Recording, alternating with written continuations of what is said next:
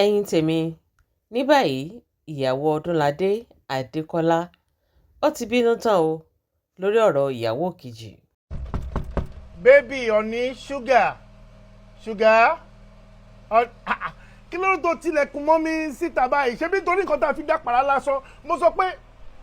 mo ní second wife wà lórí OAFP-TV YouTube channel mo kàn ń gbàdúrà ṣé torí àdúrà yẹn ìyàwó mi ò ní tèmi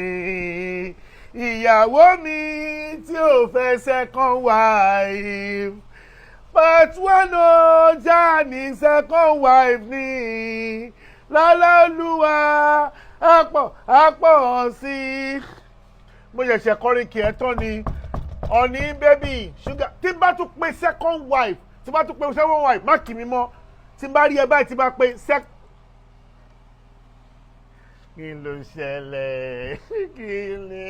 ẹ̀dá àtìlẹ̀kùn mọ́ mi ò mèrè ìyàwó kejì ìyàwó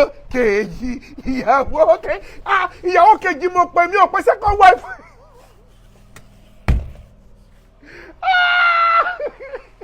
Ọlọ́run